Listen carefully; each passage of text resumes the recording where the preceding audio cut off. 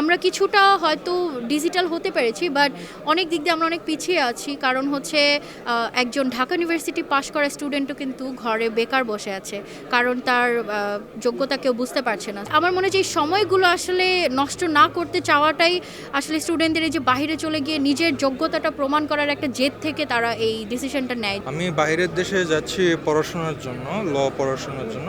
বাংলাদেশেও অনেক প্রফেশন ছিল, বাট বাংলাদেশের এডুকেশন করলে আর কি আমাদের প্রফেশন বা ক্যারিয়ারটা সিকিউরড হয় না। এখানে বর্তমানে অনেক ভার্সিটিতে অনেক ছাত্ররা পড়াশোনা করছে, গ্র্যাজুয়েশন শেষে তারা বেকারত্ব জীবন পার করছে। তারা কোনো কাজকর্ম করতে পারতেছে না, তারা বাবা মার ঘরে বসে খাচ্ছে, এরকম কিছু একটা হচ্ছে। তো এই সিচুয়েশনটা যেন আমি ফেস না করি, তার জন্য আমি বাইরে ইউকেতে যাচ্ছি, যাতে করে আমার লাইফস্টাইল এবং আমার যে প্রফেশন বা আমার পেশা এটা যেন সিকিউরড হয়, একটা ভালো হেলদি একটা লাইফস্টাইল যেন লিড করতে পারি ভবিষ্যতে।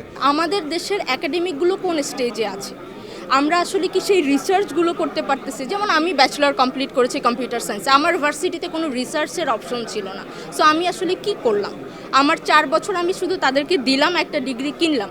আমার যদি ইঞ্জিনিয়ারিংয়ে যদি আমার লিখিতইভাবে করতে হয়, তাহলে আমার আসলে ইঞ্জিনিয়ারিং কেন করতে হলো? আমাদের ভার্সিটিগুলোর সাথে বড় বড় কোম্পানিগুলোর লিয়াজো অপশনস কম থাকে। আমরা চাইলেই কিন্তু যে কোনো ভার্সিটি থেকে যে কোনো একটা কোম্পানির থ্রুতে যেতে পারতেছেন। রোবোটিক্স অ্যান্ড অটোমেশন নিয়ে পড়াশোনা করার, তো দেখা যাচ্ছে যে বাংলাদেশের পার্সপেক্টিভে এখানে তেমন কোনো এই ফিল্ডগুলো নেই, এবং ইন্ডাস্ট্রিয়াল ক্ষেত্রে হচ্ছে এই রোবোটিক্স কিংবা অটোমেশন মেনটেনেন্স কিংবা R&D ল্যাবসগুলো তেমন পরিমাণে এখানে নেই।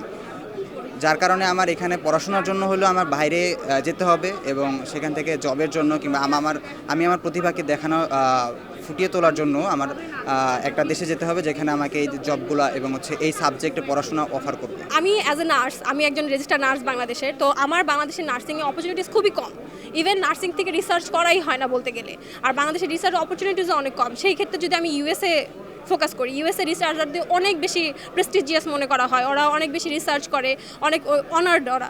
ইভেন ওরা তাড়াতাড়ি বাংলাদেশ থেকে যদি কেউ ইউএসএতে রিসার্চ করতেও যায়, ওদের গ্রিন কার্ড ইস্যু করা হয় তাড়াতাড়ি। তো এই রিসার্চ অপরচুনিটিজের জন্য বা নিজের কেরিয়ার গড়তে জন্য বাংলাদেশ থেকে অন্য কান্ট্রিগুলো বেশি ভালো।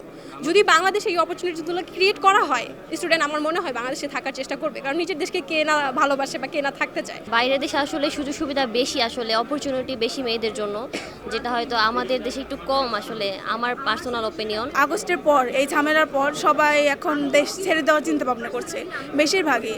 আগে যারা ভাবতো যে না আমরা আমাদের দেশটা গড়বো, এখন তারাই চাচ্ছে যে না আমি এই দেশে থাকবো না, কারণ এই দেশে ফুল সিকিউরিটি নেই, যে কোনো ছেলে হোক মেয়ে হোক কারোরই নেই। আমাদের দেশে সাবজেক্টগুলো আছে, বাট আই গেস কোয়ালিটিটা সেম না, একটু কোয়ালিটিফুল হওয়া উচিত।